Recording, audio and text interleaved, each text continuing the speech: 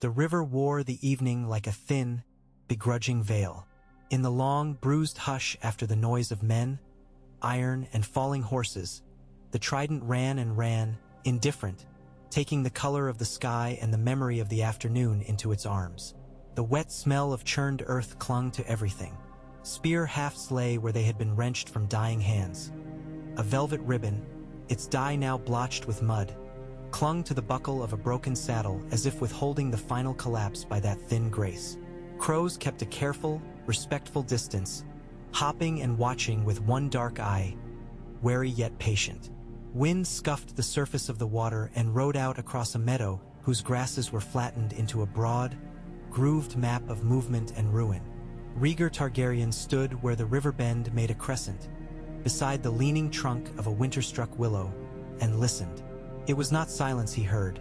It was the small, spare industry of aftermath, the rasp of a wounded man's breath 24 paces behind him, the faint clink as an orderly arranged a heap of male shirts, the shuffle of a squire's boots stalling because the boy could not think where one ought to step first when the world had, for an hour, demanded steps be taken without thinking. He held his gauntlets in one hand. On the other hand, the blood had already dried and cracked, and the lines of his palm were picked out in rust brown as though some precise artist had chased them with a pen. He could not remember where each line came from. The ring finger was tender at the knuckle. A notch lay there. He moved it and the notch woke like a sore tooth. The crystal pommel of Blackfire, faceted to catch light that was not there now, leaned against his thigh. A knight of the Kingsguard, Gerald Hightower, stood a few yards off, speaking softly with men-at-arms about the disposition of the prisoners taken. Another, Arthur Dane, had his helm tucked under his arm and his pale hair tied out of his eyes with a strip of cloth that had been a banner half an hour before. They looked to him at intervals as if checking a shoreline against a changing tide. He did not wave them away. He did not do very much at all. After so much motion, stillness was labor. It had always been hard to see Robert Baratheon behind the noise that followed him. The tall antlered helm, the hammer huge enough that boys in the square of King's Landing had weighed it with their gaze and found themselves smiling at the idea of the lift. The laugh cut from the same cloth as Song's lounge singers used to wake the crowd. The man himself lurked somewhere behind all that, hard-eyed and hungry and certain.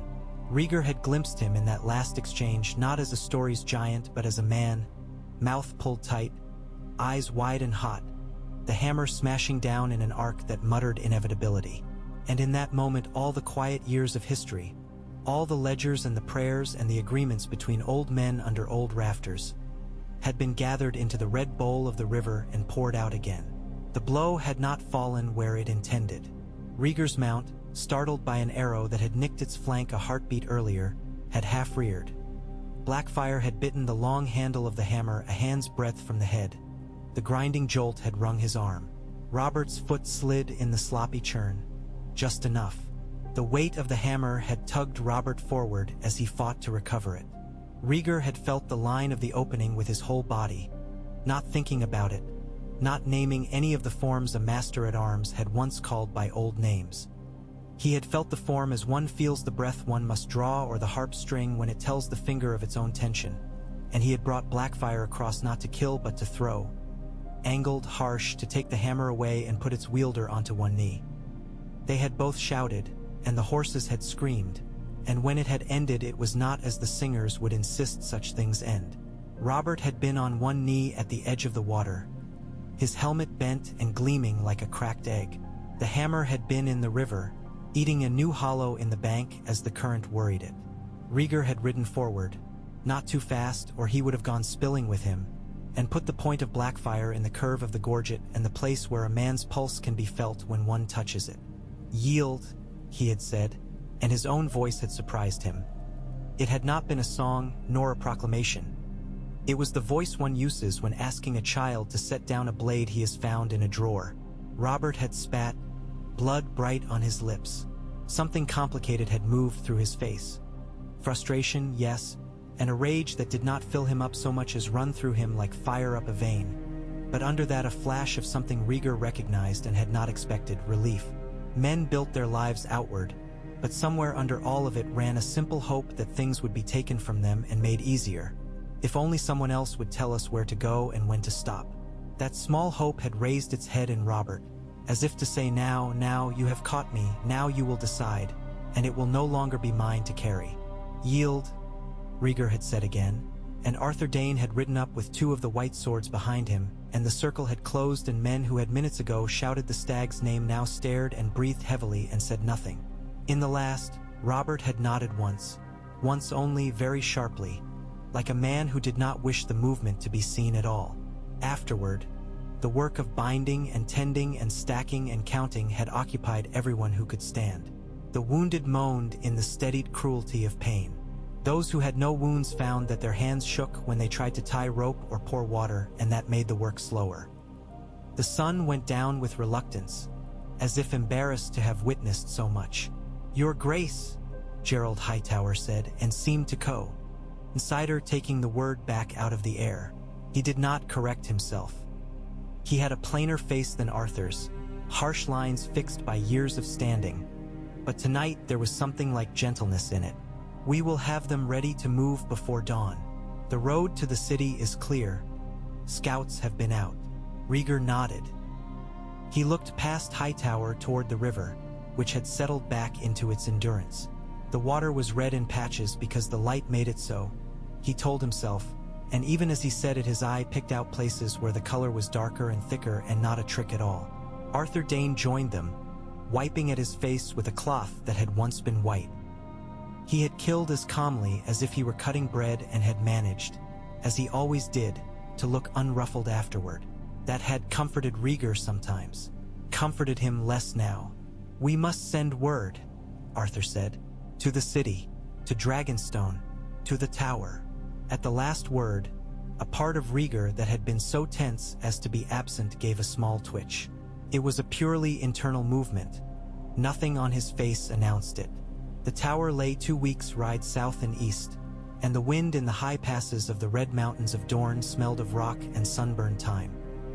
He could close his eyes and draw up the exact slant of light across the small courtyard, the way the stone held its heat into the hour after sundown before letting it go, as a woman might hold a secret until she knew the use of it.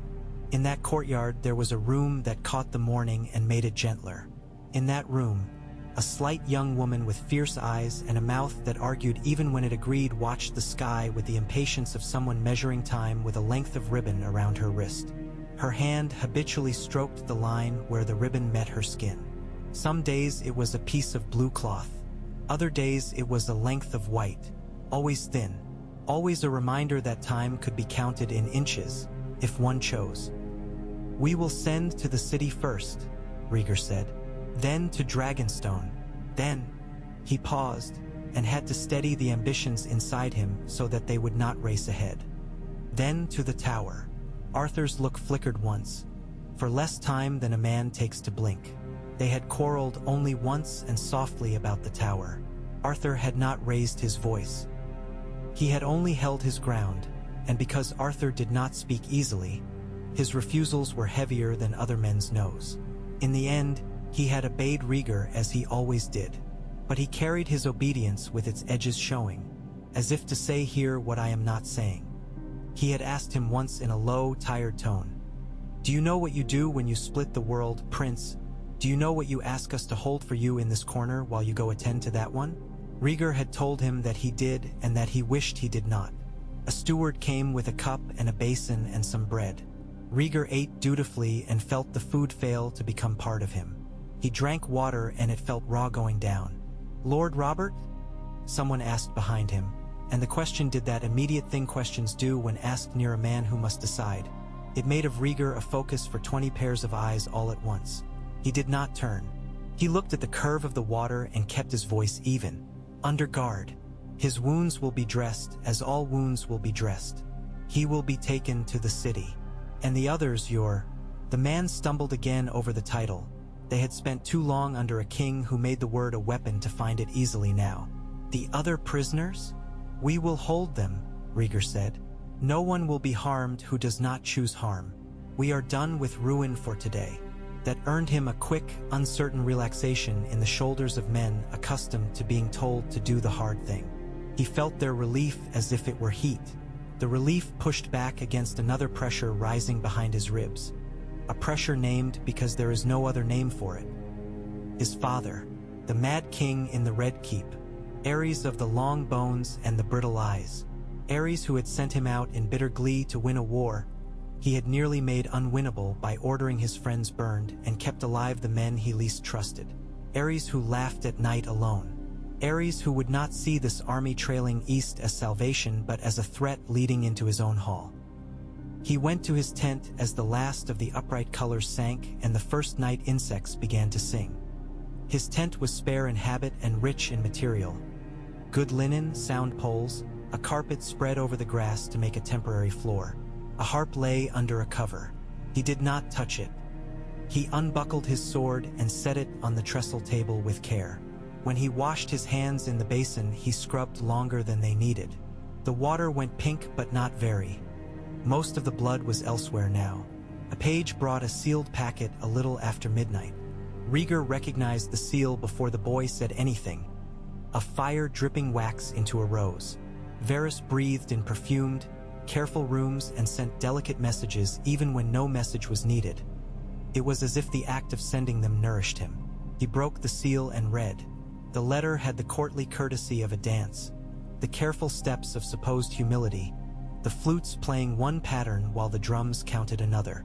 It told him what he already knew. The city was uneasy. The Lannisters had not yet moved. Tywin waited with the patience of a snake that will not waste its strike. The small folk, who hear every rumor as if it were an order, had begun to hoard. It told him news he did not have. The High Septon had been confined to his bed with a fever that the maesters said would pass. The hallways of the Red Keep smelled of tallow and fear. The king had not slept the previous night. The king's hand had not been seen in days. The queen had been sent quietly to Dragonstone with the Prince Viserys. The queen was with child. The phrase suggested as much as it's tated. Varys never simply named anything. In the last lines, Varys reminded Rhaegar, with the kind of vagueness that disguised both sincerity and its lack, that some fires go out when you stop feeding them and some fires eat what is nearest when hunger comes. Rhaegar folded the letter and set it by the lamp. He stood for a long while looking at its sealed back, as if it might provide the next instruction. He slept in snatches, the way men do in tents near water. He dreamed of a tower, which is to say he dreamed of stone, and of a ribbon around a wrist, which is to say he dreamed of time. Lyanna Stark had never learned to move in a way that did not announce itself as movement, even when she tried. She did not fidget. She was not that kind of restless. But everything in her belonged to motion even at rest, as a hound sleeping by the fire belongs to the run it will make in the morning. It gave her a particular way of standing by windows that made people looking up to the tower from the courtyard think that someone had captured a wisp of wind and taught it to hold. She could smell the mountains when she woke, even before the window's shutters had opened. The smell was not pine. These slopes had more rock than tree, but something stony and clean and a little like iron. She stretched her arm out along the window sill, as she did every day, and her hand moved to the point where her wrist had grown accustomed to a band. The band was not there. She had taken it off in the night because it had felt like a boundary. She picked it up now, blue silk with the color that is not bright but resolute, and tied it back into its knot. She made the knot one-handed, which was a neat trick and had no use beyond its neatness. She would have liked to ride. The mountain tracks were narrow there and would not accommodate a run, but even a good walk would have cleaned out her head. Every morning she thought, I will ask them to take me down the pass, and every morning she remembered that Arthur Dayne had carried orders in his face when he had last visited. You will be safe, and you will be quiet, and you will wait. She disliked the way waiting made certain thoughts fat. She wanted lean thoughts sharpened by wind. A little after sunrise, the door opened. Elia Martell had once told Lyanna she walked like a cat, meaning that she conserved. Willa, the maid, did not and never pretended to. She was small and quick and made small, quick noises when she worked, and if anyone had tried to correct them out of her, she would have thought that a cruelty, as if someone had told her not to blink. My lady, Willa said. Someone has come. From the North Road, Ser Oswell, with 2 others and a man with a raven case. Lyanna turned very fast. The ribbon on her wrist tugged. A part of her leaped toward the window, not toward the door, because she wanted the sky in her eyes before she learned anything. As if a measure of blue would stand between the words and her. From the river? she asked. Willa had no way to know. Willa shrugged, but she was good at her work. She had already asked questions as she had climbed. They say from the Trident, Willa said. They say the prince rides for the city. The words hung in the room like a scent. Lyanna's hand, still on the windowsill, tightened until the knuckles went pale. She closed her eyes and let the pressure ease. When she opened them again, the edges of things had gone very precise. She could see a chipped place in the sill she had never noticed. She could see the exact thickness of dust on the top edge of the window frame, which meant Willa needed a ladder. She could see the lines at the corners of Willa's eyes and the place where a freckle had newly taken shape near the edge of her mouth. Bring them up, Lyanna said. Bring Ser Oswell first. She had the robes they had made for her when she arrived. Soft, southern things with loose sleeves, good for the heat that climbed during the afternoon. Today they seemed too gentle, too domestic by half. She took the pale blue one anyway and belted it with the stubbornness with which she did everything she disliked. She chose the comb with the damaged tooth from the table because it had once belonged to a girl in Winterfell who was not herself, and the borrowing of it felt like a rebuke to distance. She went over to the small stand where a bowl held water and washed her face and then her hands, and then, because she felt very suddenly the need for it, the inside of her wrists. The blue ribbon went damp, darkened. Oswell came in with wind in his hair and dust over the white enamel of his breastplate. He had taken the time to wash his hands. That detail pleased her. She kept her expression level as he knelt, but she felt a little rush of liking. Oswell had the air of a man made from a tree, certain, a little stubborn, capable of standing in weather. He had fetched her down the last stretch of the prince's long path to her, and he had done it without making her feel borne away as cargo, which Lyanna would never forgive anyone for doing. "My lady," he said, "from Ser Arthur and from his—" He too paused, a fraction of an inch of silence in which one could have placed a hair. "From Prince Rhaegar. He sends word. Victory on the Trident. Lord Robert Baratheon in custody. The traitors scattered. The prince rides for King's Landing under white banners. He begs you to wait for him and to be patient." The words arrived in her like sips of hot wine. They did things inside her before she could tell them no. She had been telling herself for so long that he could lose, that one does not marry to a whirlwind without being willing to be blown in directions not chosen, that she had developed an elaborate system of contingencies for grief. Now those contingencies had nowhere to go. The room brightened with unused hope. "Any word from my brother?" she asked, and heard her voice go flatter, bracing against what might follow. "From Eddard. Not yet, em." "Why, lady?"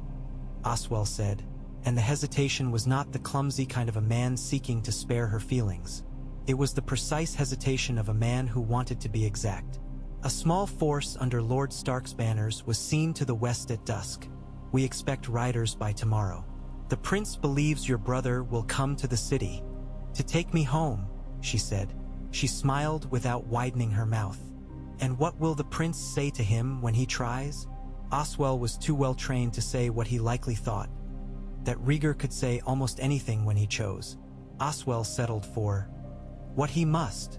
Lyanna walked away from the window and then back, as if her feet held only that one pattern. She kept her eyes on the floor because she did not want to look at the idea of the city before she had to. She had seen King's Landing once, when she was 11. It had been loud and full of smells that made no sense to her nose. Fish and pitch and sweet pastry, and a vegetable like onion but not onion, and shit, which made her angry because they left it in the street as if it had not been created by them. The Red Keep had been large in the way that is impressive because a child likes to feel small when a thing asserts itself. She had stood in the Great September and found it both lovely and wrong. A box with all its corners smoothed by reverence until no one could find their footing. If there was to be crowning, she thought, there were fields that would do better. But the fields did not recognize such acts, and the city did, so here they would go. She thought then, with a sudden, almost guilty pleasure, of the winter roses. In her mind, they had not been crushed in a courtyard after a tourney ended. They had become a kind of token she could put on and take off with the ribbon. They were deep as dusk by a frozen stream. They had a scent like cold stone. The slight ache in her chest that thought always caused steadied her. "I will wait," she told Oswell, as if she had any choice at all. And then, because there was a stubbornness in her brother's name inside her, she added, "I will not be patient." Oswell's mouth, in a motion that could not fairly be called a smile, softened. "I will send word that you will be waiting in your own fashion." "Do," she said, and then softer, because she could manage softness when she wanted. "Be kind if you can. It is a hard morning for many men." When he was gone, she went back to the window. A hawk had taken a position on a ledge midday after midday for the past month and a half. It was there now, head cocked. Lyanna regarded it as a good omen because she liked it and not because she believed in omens. She lifted her hand toward it and then let it fall. "He rides," she told it. "The river let him pass. Would you like a city, bird? There are pigeons there fat enough to slow even you." The hawk blinked, a magician's flourish, and took the air in a practical, uncomplicated arc. Lyanna watched it go and felt the mountain wind put its fingers under her hair and lift it in a small, proprietary way. "I do not belong in a castle," she told the air, and the air, which belonged nowhere and everywhere, found that reasonable. In the city, the day woke mean as a cat with its tail stepped on. Bakers lit their ovens in the gray and cursed because the fire bit them despite the experience of their hands. A carter, hurrying, broke a wheel at the worst point in Fishmonger's Square and stood with his hands on his hips and repeated, to no one at all, the name of a saint who was supposed to protect commerce, in a tone that suggested the saint would be hearing from him later in a more formal complaint. Children, already awake, found coins in the gutters where last night's drinkers had staggered and dropped them, and then were cuffed by a mother irritated by the sound of their glee. The Valerian ship that had come upriver 2 nights very late with its lights banked had taken on its cargo. Casks with nothing marked on them and gone again. The girls who cleaned floors in the Red Keep had not slept. They had moved quietly over stone with pails and cloths and had heard more words than words were meant for them. In one passage, where a tapestry hung that showed a hunt with greyhounds that were too long in the leg to have run well, the queen's handmaid had stopped and pressed her face into the weave for a long, long minute, her shoulders shaking but noiseless. The 2 girls had gone still and waited with their cloths at their sides, and afterward one of them had told the other never to mention it, though she did not say why. Jaime Lannister had slept in his white cloak on a bench outside the king's chambers. He had meant to sleep sitting up with his sword across his knees, but exhaustion had been louder than intention and he had slid sideways. When he startled awake, his face held the pattern of the wood slats for a moment. He rubbed his cheek and made sure his hair lay properly because it would not do to go into the room of a mad king looking as if he had been dragged by a horse through hay. One does what one does for the sake of dignity, and then one does many more things to keep that first thing from looking foolish in the light of other things. He opened the door with his shoulder because both hands were occupied, one with the sword and the other with a silver basin. Inside, candlesticks leaned like a forest stunned by a storm. Aerys had not slept. He was standing by a window with both hands on the stone and his breath fogging because the wind coming through was too cold for a man as thin as he had become. He did not shiver.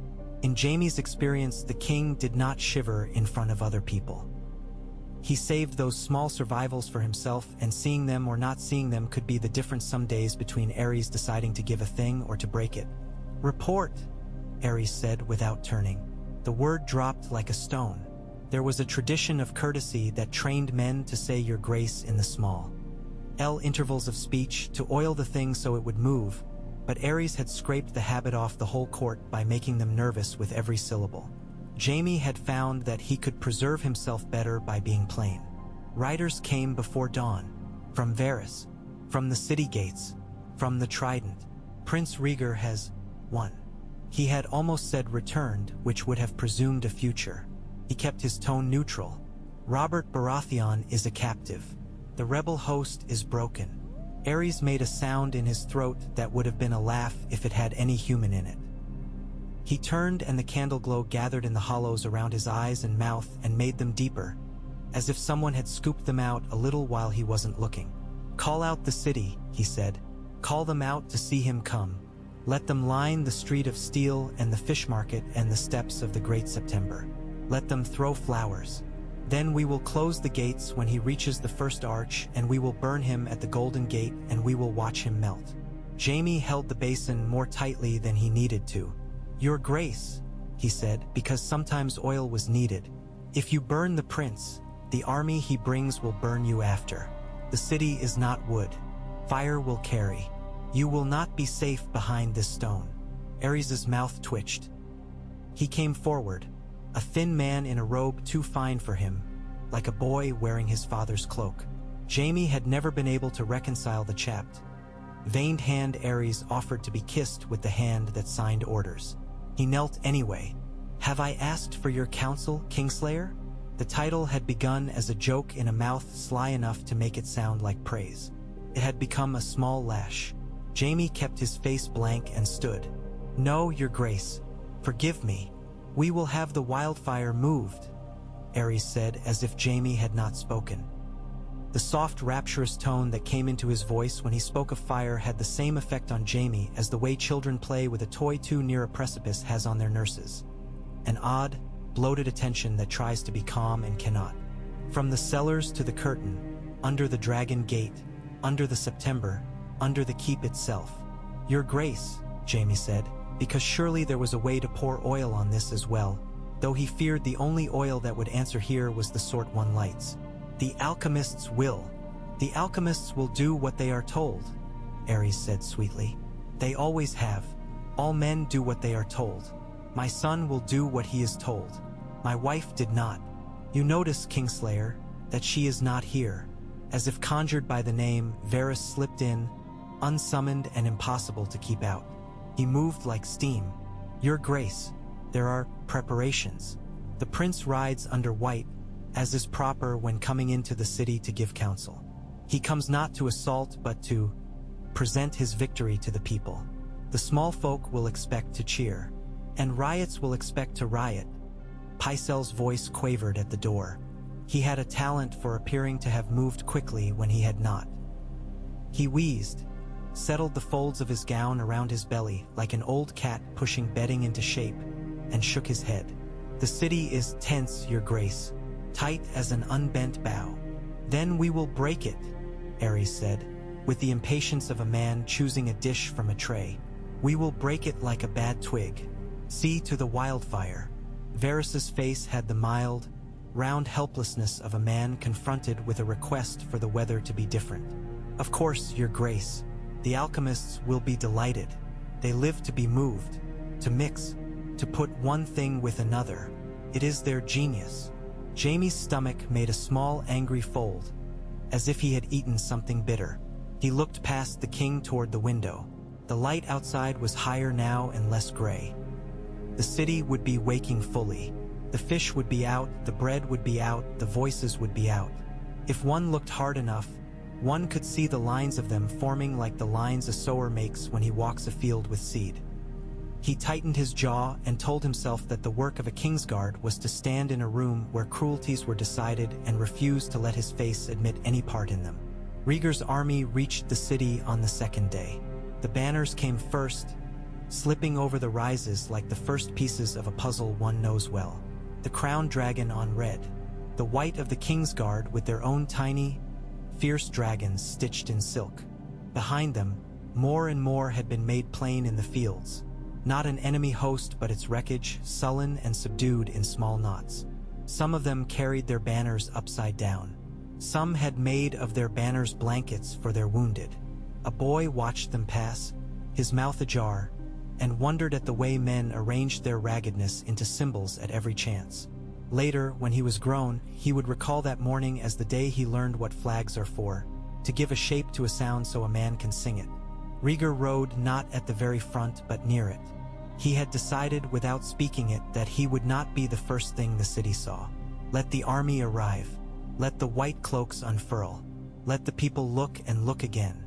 Then he would come, a part of the whole, not its preface. He had put on, after a long debate with himself in the morning, not armor but a dark tunic with small silver dragons stitched into the collar. He had never liked the way armor dictated the way a man moved. He wanted his own movement. As they reached the city, a hush ran before them like cold air before a storm. The people had lined the streets, called by the invisible summons of their own need to see. Men leaned from windows. Children sat on the shoulders of fathers and uncles. Women stood with their hands on their hips and their mouths set in hard, understandable lines. Bread was dear and fish had been dearer and wine sellers had thinned the cups they sold. The prince's banners did not make any of that easier. Yet the need to believe in some motion larger than the market made them come. When the first of the white cloaks turned into the street of the sisters, someone threw a handful of petals, practical and pale, and the petals answered gravity as petals always do. They fell. That started something. Flowers came down in little size. One girl, not more than 12, scrambled up onto a curb and shouted, "For the prince!" as if she had been told to buy a private voice. Others took up the cry, not because they agreed necessarily, but because shouting is its own fulfillment. For the prince. He could feel the words hit him. Not like stones, not like flowers. Something between. He kept his head level and did not smile. He looked at faces. A woman with her hair bound in a blue cloth narrower than his ribbon looked back at him, and her eyes slid to the boy at her side. He knew what that glance meant. Will you make him safe? Will what you do trickle down this far? Will it come to nothing before it reaches us? That small change in pressure behind his ribs returned. He felt it as a duty and as a plea. They passed the black mouth of the street of steel, and the tilt of the hill that led to the great September bells rang because the bell ringers had been ordered to ring them. Bells have their own opinions about events. They will make the same sound for victory, loss, a wedding, a death. The bells swung their iron mouths and said only, "Walk as we bid." The doors of the September stood open. The high septon did not come out. A lesser septon with a thin, careful face did, and bowed and made a gesture with his hands meant to bless and also to warn. Behind him, the September was cool and gray and smelled of candle smoke sunk into stone. He dismounted and gave his reins to a boy. He put his hand briefly on the boy's head without thinking, and the boy startled at the touch as if blessed, and then caught himself and stood more stiffly because small acts of grace are exhausting to carry. Rhaegar climbed the steps. Snow never came this far south, not as Winterfell understood snow. But there was a day or two each year when a thin frost made the steps treacherous. He thought of that now for no reason other than that thinking of small things prevented thinking of huge ones until one was ready. The doors to the Red Keep opened before he reached them. Not as if the keep were welcoming him, but as if it were inhaling. Jaime Lannister was there, long-legged and careful. His white cloak thrown back slightly at the neck, the better to let someone catch sight of the gold under it. He bowed, and the bow had in it the smallest possible note of apology. Not for what had been done, but for what would have to be done. "Your Highness," Jaime said. His voice had the lightness of a man who had spent all night keeping danger from rushing in, and now that dawn was here had discovered that danger did not respect schedules. "Ser Jaime." Rhaegar's tone was the same. He had known this boy since the boy had been smaller and had announced his devotion as a banner too wide for him. He had liked him and disliked what was being made of him. He wondered if anyone had ever told Jaime that the only thing worse than loving something imperfect is not loving it at all. "I will see the king. I would advise," Jaime began, then caught himself and looked at his hand as if that hand had, of its own accord, gone out to try to catch water. He closed it. "He is in high spirits." "High," Rhaegar said, and a corner of his mouth moved. "Yes." Inside, the halls were lit more than they needed to be, as if light could be piled up like coins to purchase a certain kind of certainty. Varys hovered in a doorway. He fell into step without asking and murmured what he could, which was a quantity of words that, every one of them, included a hinge or a pocket. "Your Highness, the city is with you, or with anyone who will fill the air with a promise that costs them less than bread." The High Septon sends his regrets again. Fever, alas, a very fashionable fever this week. Rhaegar did not look at him.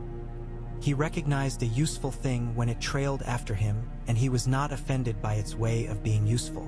He would keep the thing near and listen, and know that listening was not the same as trusting. They entered the king's presence as one enters a room where a fire has been set in the hearth, and you do not know if the flue has been opened. The air had a shift to it, a pull, an expectation. Ares had arranged himself very carefully by the great chair not long ago carved with dragons shallow as waves, and had put on rings that were too large for his thin fingers. He held himself as a man in a portrait holds himself, each piece where an eye might expect it. "Father," Rhaegar said. "Son," Ares said in a tone that made son 2 syllables. He smiled, and it was a thing that had been fashioned in another room and carried in for him to wear. They looked at one another for a time that could have been a minute or a year. In another man's story, there would have been speeches here and perhaps tears. There were none. They had passed by those roads long ago. "Your victory is the realm's," Ares said at last. "It is fitting that you return to me with it and place it at my feet." Rhaegar inclined his head and said nothing. It was common enough before an ending to let the other man hear his own voice. He watched his father's hands, the line of the vein at the wrist, the 2 bright eyes. He thought of wildfire in the cellars and how quickly oil carries itself from one thing to the next when it needs to move. "Go to the great September," Ares said. "Stand there and be seen. The people love a show. Then return to me and we will discuss the disposition of our enemies. Together we will rule. And together we will see that those who have offended us are corrected." Behind that word corrected lay 100 burnings. Rhaegar felt the word settle. He did not let it sink. "I will go to the September," he said. "I will be seen." "And the girl?" Ares asked, and that was the first human thing he had said. He could not resist reaching at random for the nearest cruelty when conversation bored him. "The wolf girl. You will bring her into this house. A house with a queen in it possessed of the good manners to remove herself to Dragonstone while her husband dabbles with savagery." "It appears I will," Rhaegar said. His voice had iron in it and a thread the color of winter roses. "As I choose." Ares took a step toward him and then swayed as if a current had pulled him and had to reach for the arm of the chair. The pretense of portraiture cracked. He looked old in the way men look old when they are tired of their own bodies. He gathered himself, put the smile back on, and waved a hand as if dismissing an insect. "Go," he said. "Give the people their toy." On the steps of the great September the light rolled like water over stone. The city had filled the square, spilling out of the streets into the open space as if pushed by a slow, immense hand. Men who feared the faith stood nearer than they usually would, and women who ignored the faith as a habit came anyway, because the habits of the people around you are not easily shrugged off. Rhaegar took his place at the top of the steps and turned his face to them.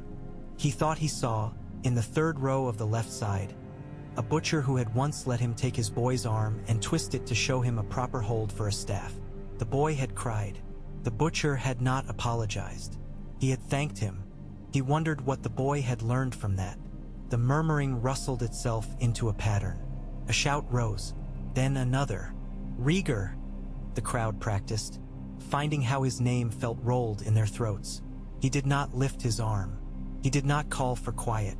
He simply stood. He felt her before he saw her, as one feels a change in light on the skin. The steps below him, empty a moment ago because men of the faith had cleared them, bent around the shape of a woman coming upward. She wore no crown and no fabric meant for ceremony. She wore mountain blue and a heavy belt that made of her an announcement rather than an ornament.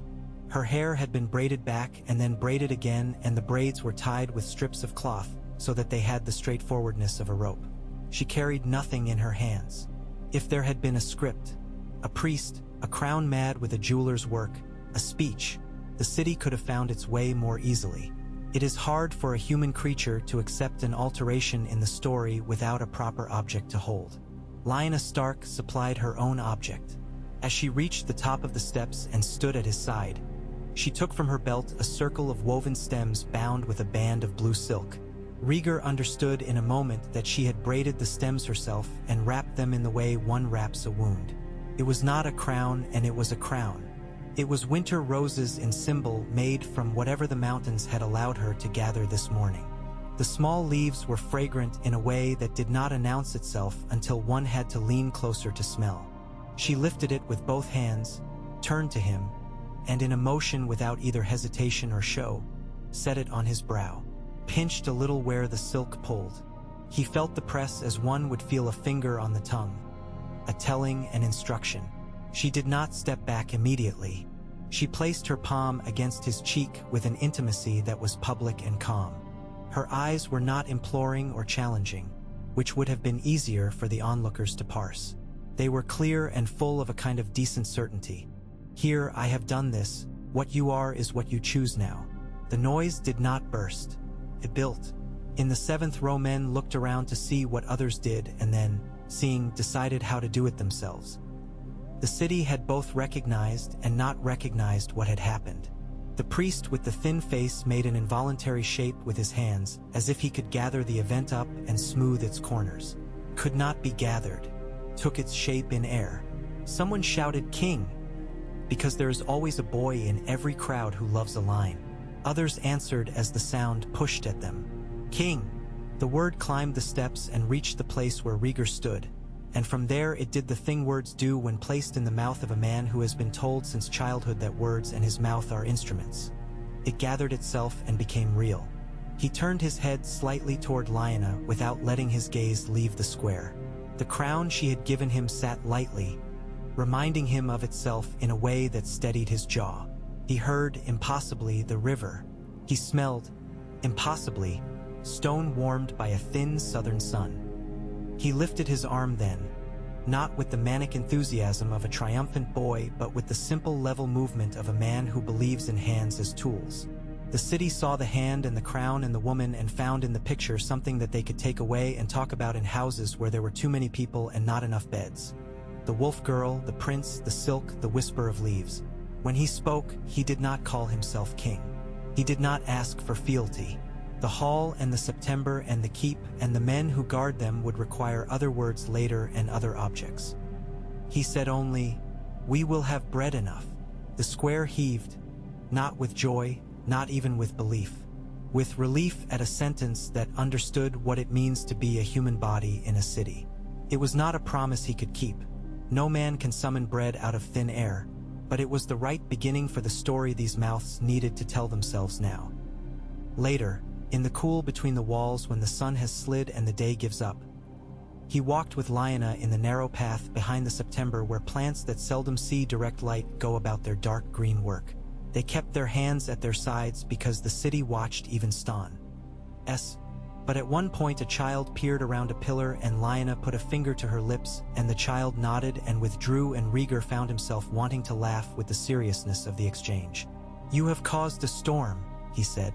"I have arranged weather," she answered, with that flat, stark mixture of humor and refusal to make of humor more than it is. "If storms follow, then it will be because they have not learned to take instruction. There will be fury," he said, "from the faith, from Dorne, from the west if it is convenient for them to be appalled." She shrugged and the motion stung him because it was so casual and because it hid how deeply things cut her. Let them be as they are. Fury is a thing men do to keep their hands full. Women do other work. He stopped at that and turned to face her fully. The crown of winter leaves sat with unassuming steadiness on his hair.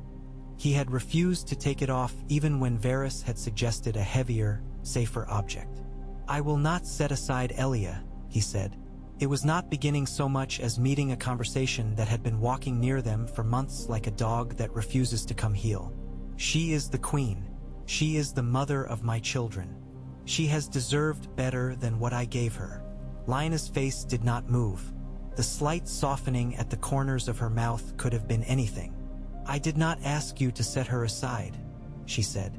"I asked you to see a thing when it stood in front of you. I asked you to stop asking me to wait while men explained my own life to me. The faith will call our marriage a pretend," he said.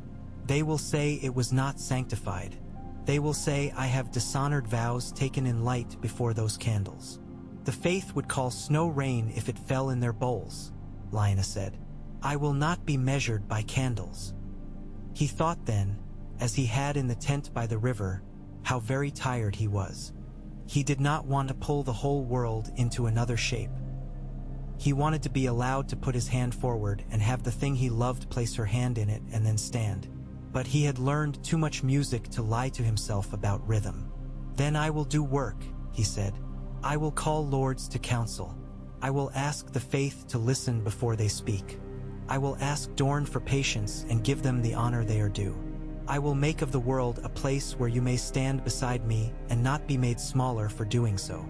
She leaned then, not forward but inward, as if her body could admit a movement without changing her posture in any way the watching world might gossip about, and the crown of leaves brushed her hair briefly. I did not climb the steps to be made large, she said.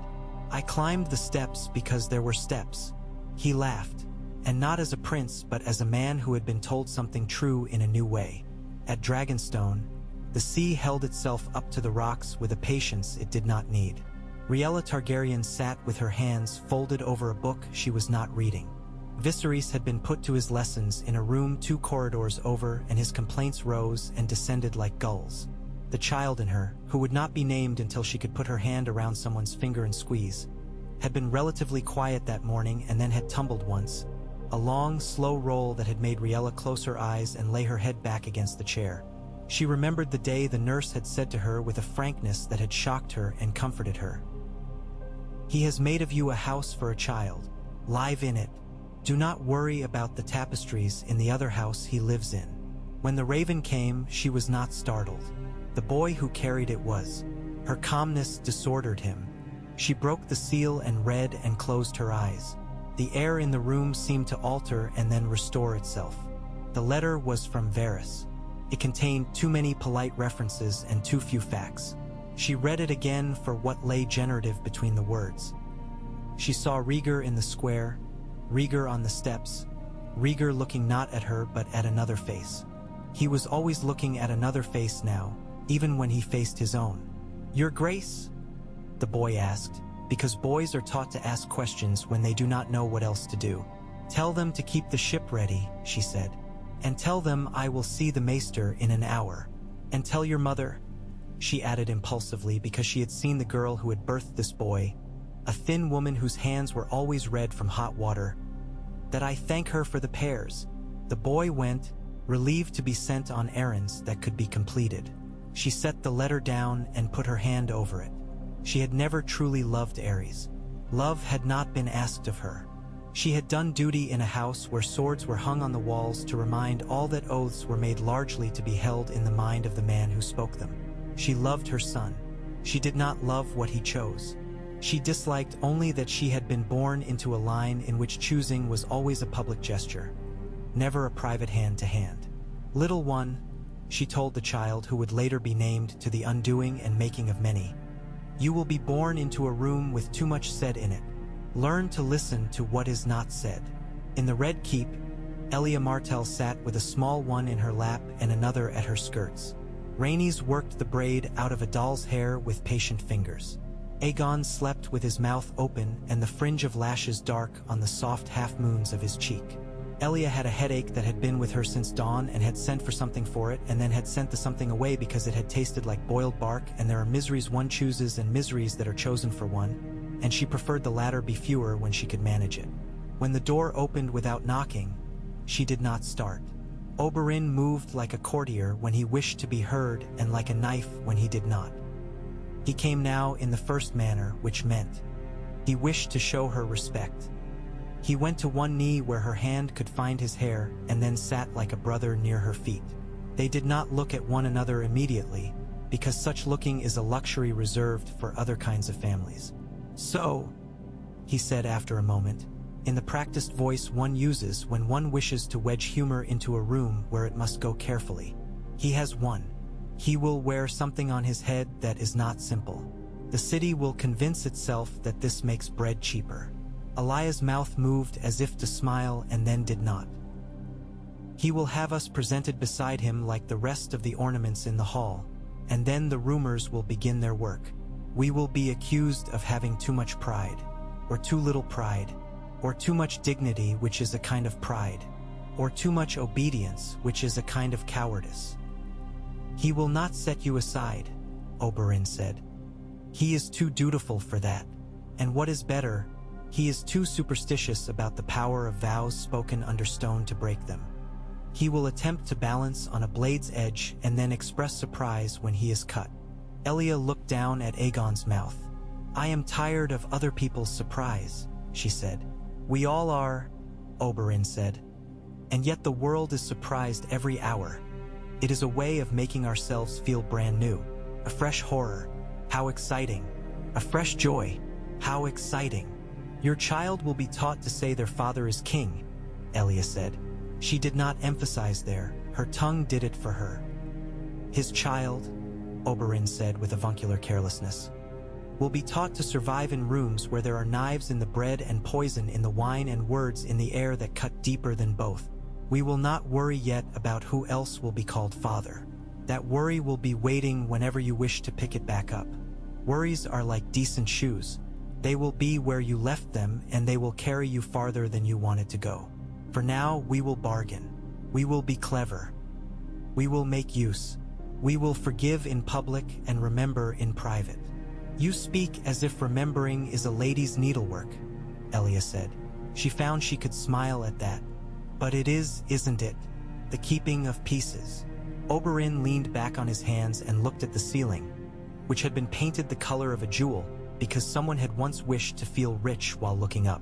And how are your bones? He asked, because he was not careless about the small things even while he joked about the large. They hurt, she said simply, but I have companions who make the pain not very important. She stroked Aegon's hair and Rhaenys' small ankle where it crossed her knee at the hem. Good, Oberyn said. We will keep you surrounded in that way. And later, when men come with their beautiful speeches as they always do, we will ask them to take their speeches out to the balustrade where there is wind and see how the words do there without walls to hold them in. In the street below the window, a group of boys ran with sticks that could be horses, hammers, maces, depending on the moment. A small one had chosen to be the king and had put on his head a length of rope tied into a circle that had once fastened barrels. The older boys had not decided yet whether to accept his claim. The small one had the naked assurance of one who has not learned how precarious it is to be assured at all. Bow, he told them firmly. Bow, you sods. Bow to me. Jaime spent the hour before dusk walking the line of the outer ramparts with a piece of bread in his hand that he forgot to eat. He looked down where the city pressed against the base of the hill and then up where the sky made a lid. He told himself that he was taking inventory. A guard at one turn of the wall had forgotten his helmet chin strap. He fixed it. A boy had sat down on a barrel and fallen asleep. He woke him and then bent and picked the boy up when he saw the boy's head nod again, as if the sleep were not a thing he could negotiate with. He set him on his feet and sent him inside with a clap on the shoulder. These acts made him feel like a good shepherd of small responsibilities, and he clung to them because other things crowded. He found himself at the tower where the alchemists liked to keep their rooms, dark, damp, with shelves of jars that held old suns. A man in a green robe bowed so low his nose nearly brushed the floor. Ser Jaime Ebrid. We are honored. Jaime hated being honored for things he did not do. He walked a circuit in the lower room and looked at the vats and thought again of the king's voice when he said the word "see" to the wildfire. He pictured the city in his mind as a child's drawing in chalk, and then pictured a green wash of paint poured over it until the chalk lines ran and got into one another and disappeared. He realized he still had the bread in his hand, and he looked at it as if it had found its way there on its own. He put it down on the edge of a table. Do not move more of it than you need to move, he said to no one in particular. Keep it somewhere where it will be hard to set alight by accident. The green-robed man looked at him as if he had asked for the moon to be trimmed. We are careful, my lord. Good, Jaime said. He left to find air that had touched water at least once. That night, when the city set its lamps, Rhaegar stood at a window in a room that had been given to him because it had a view of the square and because it had been used by princes often enough that the furniture fit. The crown of leaves sat on the table where Lyanna had put it, gently, when they had come inside, as if removing a hairpin that hurt. He did not want to take it up again, and he did not want to leave it there. He stood looking at it until Lyanna said, into the room, If you look at it much longer, it will sprout. He turned, startled into a smile, and found her leaning in the window embrasure, the curve of the stone making a sedate frame for someone with no teeth. Ailent at all for being framed. Sprout, he repeated. And then perhaps it will grow into something with a better idea of what to do next than I have. Perhaps, she said seriously, perhaps it will grow legs and go do the right thing by itself and then come back and crown you knowing you are not clever enough for it. He laughed out loud at that, and then sobered. He picked up his harp involuntarily, the way a man arrested by thought sets his hand to a knife he knows well. He drew one string and then another. The notes carried into air that had held worse in the last week and did not mind. He did not play long. He stopped when he found himself about to follow the pattern into one of the songs he had used a year ago like a key to a door that should not perhaps have opened for him. He looked at Lyanna and she looked back with grave familiarity. They do not need a song now, her eyes said. They need a man with a voice that sounds like it has eaten bread. Tomorrow, he said, I will sit with the hand. I will sit with the small council, such as it is. I will have to prop them up to make them fit again into chairs. Prop them with small stones under their feet, she suggested, and then her face turned so serious and tender he had to blink. Prop yourself with something better, with the knowledge of what you want and the knowledge that it will not come as you want it. I am tired, he said. It was not a complaint, and it was not a bid for comfort. He was hoping the words themselves would take some of the weight from him, the way speaking a true name can sometimes diminish its ability to trouble you. You are allowed to be, she said. She came away from the window and picked up the crown and set it on the table by the harp, and then, after a hesitation that was so slight it might have been nothing at all, she put her hand out. He looked at it. He took it. Her hand was cool, and the ribbon at her wrist rubbed his wrist and felt to him like a promise made in smaller text below the large words being shouted in the square by men who like large words. At dawn, the city looked innocent the way streets look innocent before anyone has used them for the day.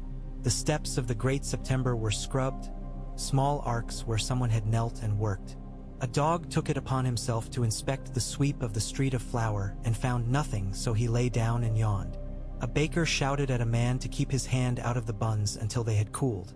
The man shouted back only half-heartedly because the smell had absolved him of most of his intention. Far up the hill, at the Red Keep, the flag that had hung tattered from the eastern tower was being replaced by a boy and an older man. The boy wanted to lean out. The older man put a hand on the back of his tunic and held him steady. Rhaegar, dressed in a shirt that a seamstress had made years ago, and that had been altered twice to reconcile itself to the different way his shoulders sat now. He did not put on his rings. He took a small piece of bread from the tray and ate it, and it did not feel futile this time. It felt like bread. He set his hand on the harp and then took it away. He set his hand on the crown and took it up. He went out into the hall and found Arthur waiting. He did not have to ask him to be there, and he did not feel guilty for not having asked. It is a kind of marriage that one makes with some men. Each promises the other not to spend too many words on the fact of the promise. They made their way through the keep to the council chamber. The room had that stale smell that rooms accrue when the same conversation has been held too often and not to any use. Pycelle sat already, and had the look that heavy men have when they have become too conscious of their heaviness. The sweating, the slightly labored breath, the resentment at those who are lighter. Varys had placed himself where he could be useful to the most directions without moving much. The chair that belonged to the hand sat empty and resentful. Rhaegar did not sit in it. He took the place opposite and set his hands on the table, palms down. "We will begin with the bread," he said, "and the price of fish. Then we will speak of gates and guards. Then we will speak of letters to be sent. Then we will speak of the faith. Then we will speak of the West. Dorne we will hold last, because I will not have their honor thrown at a table like a bone to be chewed while other men put their teeth in easier meat."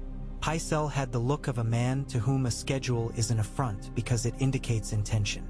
"Your High," he began, and then, flustered by his own stumble, "Your Grace." Rhaegar did not move at the addressing. "Bread," he said again, "because if men have that they will stand in lines quietly and not break things. Fish because it is what they have in their mouths to argue with if they cannot afford meat." Traders were sent for. A list was drawn up. A portion of grain that had been held in a private storehouse by a man with money and fear was to be requisitioned without humiliating him, because humiliated men do dangerous things out of proportion to their situation. A decree would be drafted on the price of the morning's market and the afternoon's, because things alter with the sun and men resent a law that does not recognize this and forces their day into a false sameness. Guards were to be placed not in the market but near enough to be seen and far enough to be approached without fear. Rhaegar spoke slowly and not loudly, and men who had come into the room to enjoy the sport of being offended by him found themselves nodding. "The faith," Rhaegar said at last, "and let the word sit for a moment. I will speak to the High Septon when his fever breaks. I will not kneel to him. I will not cut my meat at his table. But I will not mock what people believe. We will tell them that the hands of men have built the stones of their September, and that those hands need bread to perform their labor. I'll tell them that oaths were made and not broken. We will remind them that they serve the realm by serving the souls of the realm, and that souls grow thinner where there is hunger." He did not say, "and we will ask them to accept the fact of Lyanna and me," because the saying of that would have tempted him into an appeal, and he would not appeal. He would present. "The West," he said, and smiled once to himself because that phrase always put in his mind a particular kind of dryness. "Tywin Lannister waits to see whether this city will open its mouth for him. It will not. We will not give him the excuse of chaos. We will not give him the pleasure of telling himself that he is rescuing us from our own poor choices. We will send him a letter that praises his sense and his caution, and we will send his son down to the gate to tell him that the king's house is not yet swept." Varys tilted his head thoughtfully in that way that made Rhaegar imagine a dozen small levers clicking into place within the man's skull. "You will ask Ser Jaime to do this?" His tone was neither surprised nor disapproving. He liked the symmetry and did not mind the cruelty hidden inside it because he did not put the words cruelty and necessity into separate baskets. "I will ask Ser Jaime to do this," Rhaegar said. "He will speak for his house and for another house besides. He will be tired of such double-speaking sooner than he thinks. That may be a use." "And Dorne," Pycelle began, and then realized he had stepped into a long, shallow pool and was committed to wetting his hems. "Dorne will wish to discuss the matter of." "Dorne," Rhaegar said, and his voice went softer because sometimes a softer voice can be heard more clearly. "Dorne has given me Elia, who gave me my children. Dorne has given me Arthur, who has saved me from myself. Dorne will be spoken to as a land where I have been fed by honor when I did not deserve it. I will go to them. I will not send for them as if they were vassals in a list. I will go and I will listen, and then we will come to an arrangement that acknowledges what is and what must be. If I am King Pycelle, it is not because the word makes me so, but because I act as one. And if acting as one means I must walk a road to Sunspear without assuming they will open their gate when they see my cloak, then I will walk it and be told to wait if they wish me to wait." The old man blinked and frowned and then, without meaning to, looked thoughtful. "As you say," he said, which could mean anything and meant, for this moment, enough. When the meeting ended, it was nearly midday, and the city had entered the part of its day where everything smells stronger. Rhaegar stepped out of the chamber and into a gallery where tapestries hung that had been woven in foreign places to show foreign trees. Lyanna leaned against the wall with her arms folded and watched his face as if it were a map of the places she might need to pass through later. He shook his head once to clear it. "Bread first," he said, by way of greeting. "Good," she said. "Fish second." "Yes." "And third." "Letters," he said. "And then listening." "That is a promising order," she said. She reached up and touched the leaf crown briefly where it still sat because he had forgotten to remove it and perhaps because her fingers missed the feel of work. "Your father. He sits and looks at fire and wishes to be fire," Rhaegar said. "We will have to move more quickly than he does. Speed is the only way to get out from under the shadow of a burning thing." "Can you?" she asked. "You play in time, but can you run in it?" "I can," he said, and was not sure if he knew it. "I must." 2 days later, a rider came up the king's road with dust in his hair, and the posture of a man who cannot decide whether to be angry or relieved and therefore looks like both. Eddard Stark had worn his father's face since he was 14, and the face had grown used to him. It had found in him a kindness that had softened its lines without blunting them. He had fewer words than any man in his position is expected to have, and the ones he had were solid. Men did not trip over them when they sat their cups on them. He did not go directly to the keep. He went first to the September because he had heard the story about steps and crowns, and he needed to see the place where the story had been told. He stood in the square and looked up at the long flight and imagined Lyanna coming up them. He made himself say her name out loud under his breath. Lyanna! The sound steadied him and shook him. Then he went to the keep. He did not linger in hallways. He stood outside the chamber where a boy told him to wait and waited. When the door opened, he went in like a man stepping into weather. Rhaegar rose, and the two of them looked at one another like men who have seen each other at a distance across water and now discover that the water distorts. Rhaegar inclined his head first. Ned did not. It was a small discourtesy he could permit himself. "You have taken my sister from her life," Ned said, without preface and without ceremony. "You may believe you have given her another, but you did not ask the first one if it had any more work to do. That is not a thing I forget easily." "I will not ask you to forget," Rhaegar said.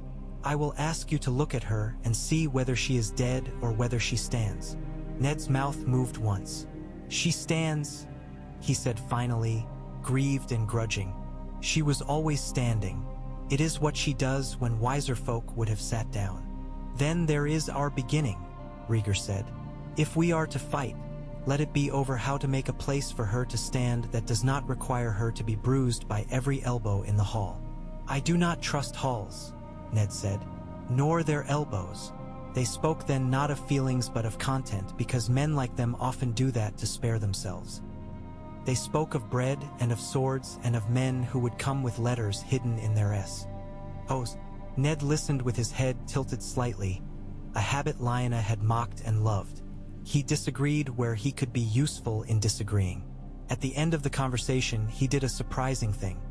He put his hand flat on the table. "I may not call you what she calls you," he said, and the honesty of it made the truth bigger and cleaner. "But I will not take her away.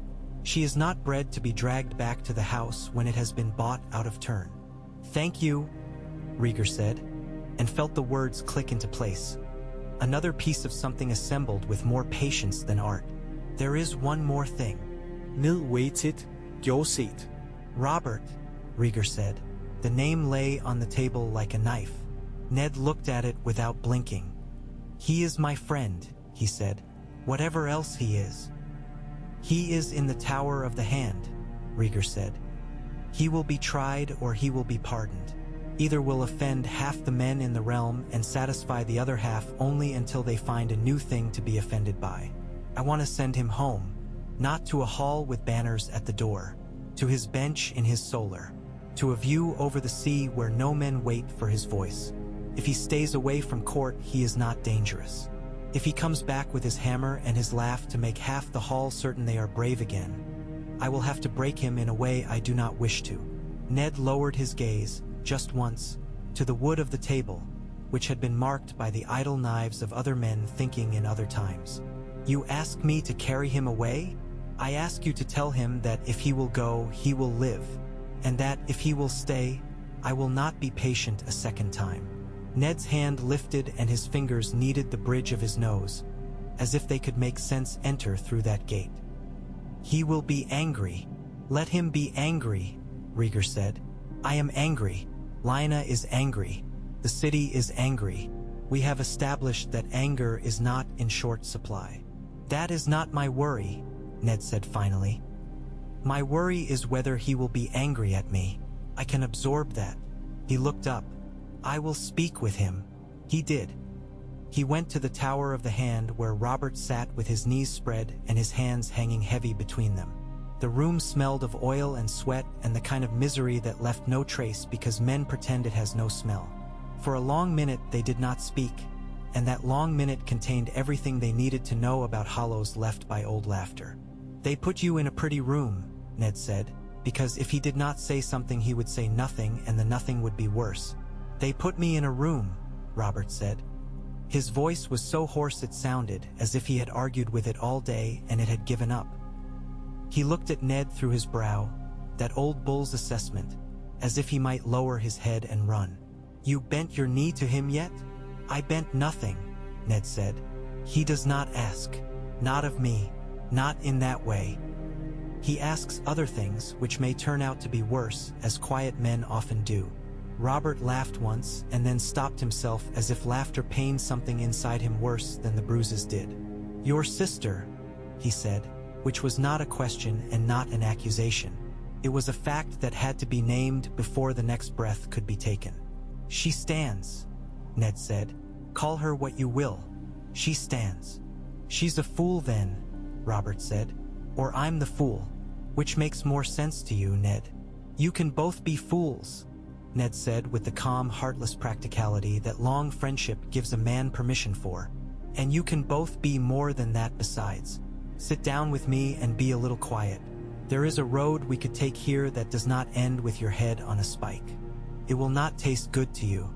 It will taste like something another man ordered you to eat. But it will keep you breathing. Robert stared at him, and the stare broke slowly like a crust in winter under weight. He wants me to go home, he said. He wants me to sit and eat and drink and hunt and answer to nobody. He wants me. He wants me not to be a man who can make a room tilt by walking into it. Yes, Ned said gently. He does.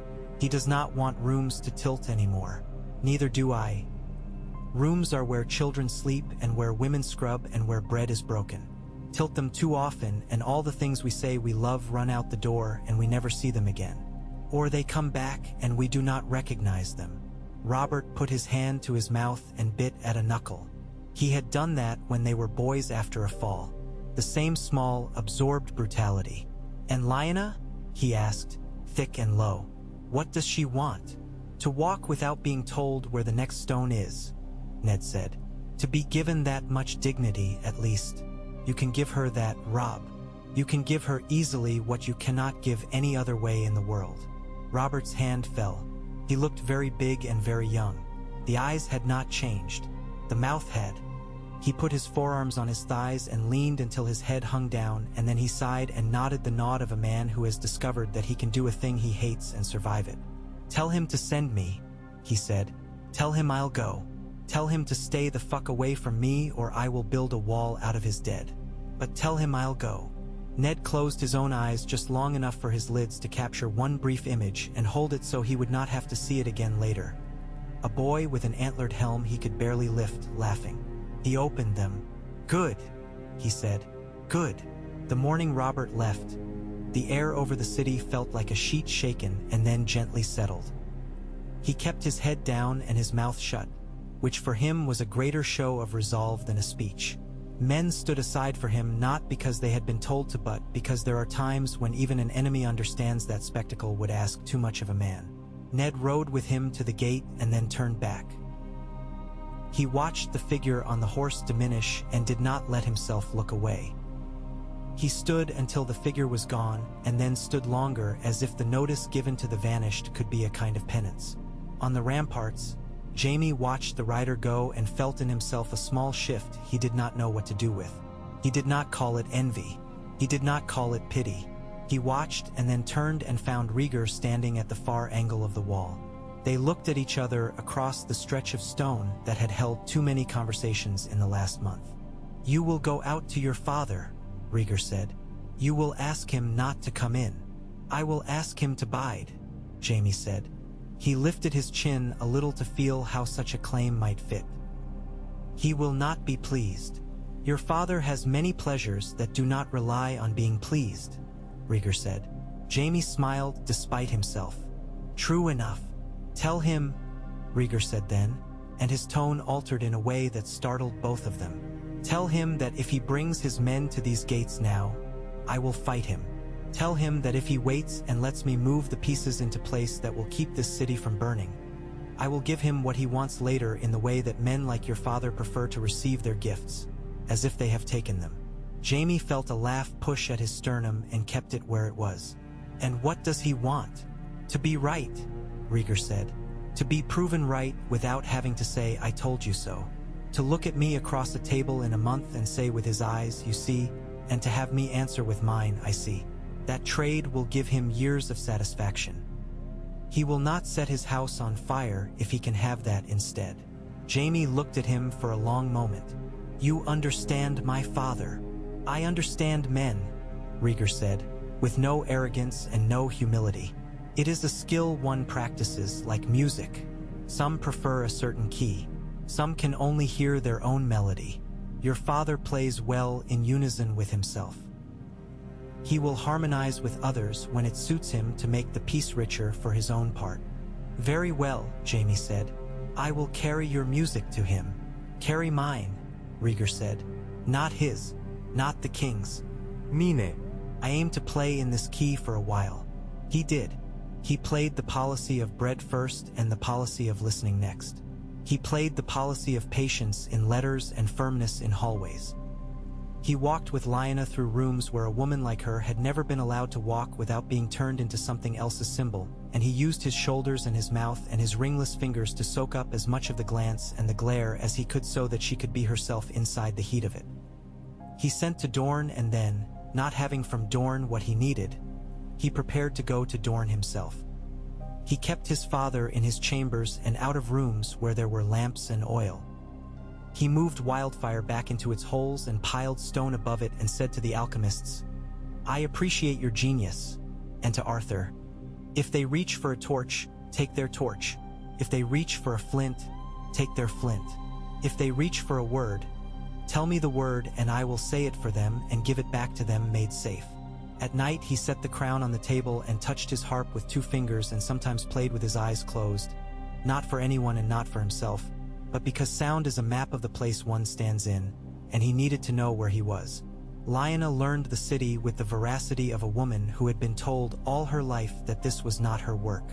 She learned the names of the shops where flour was sold for a fair price and the corners where a boy who wanted to be a man stood, and learned his trade by watching the hands of thieves and telling himself he would not use that knowledge later.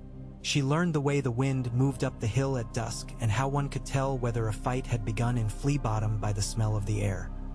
She went to the practice yard in the morning with her hair bound tight and took up a staff and worked with a man who had been paid to teach her, and with men who had not and who learned more by watching her than they would have if someone had explained the movements twice. She sat with Elia and said little and let Elia show her the game of holding and letting go sometimes in the same hour. She learned to peel oranges with a knife in long spirals because it pleased Elia to see the peel fall in one long curl. And Lyanna took it as a discipline because she needed to learn disciplines that were not beating men with staves or binding roses into crowns that would very quickly take on her scent. The city watched and made judgments, and then, after a few weeks, tired and made fewer. People learned to know her by the color of the ribbon at her wrist. It became a game in 2 streets to guess what color she would wear on a given day, and wagers were laid and boys ran to the foot of the hill to see and race back to report, and sometimes they lied because lying is a kind of sport when it hurts no one, and the wagering itself became the point. In the north, winter teased the ridgelines but did not descend.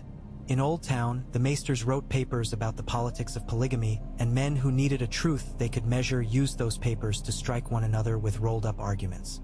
In Sunspear, Doran sat long and still and then moved one piece no one had expected, and all the other pieces had to get up and decide whether to follow.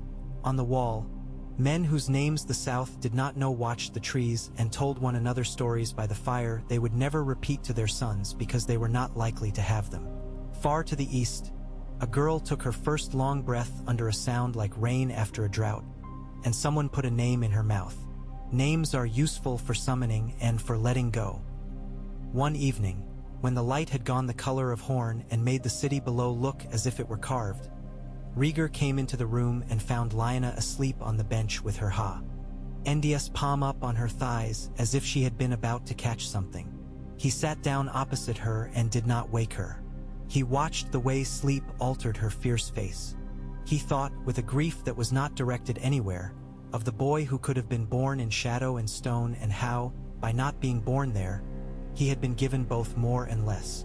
He found that he could love what he did not yet know without letting that love make him foolish. He took up the crown, her crown, and set it on the windowsill where it could catch what light was left.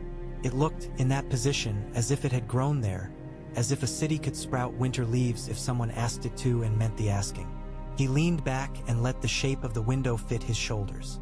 He let his eyes close. He did not sleep. He let his thoughts soften enough to be held without cutting his fingers on them. In the court below, a fight began and ended and began again, because men who had been denied their dramatic ending in a field by a river were determined to have one in a street where the stakes were lower and the audience felt closer.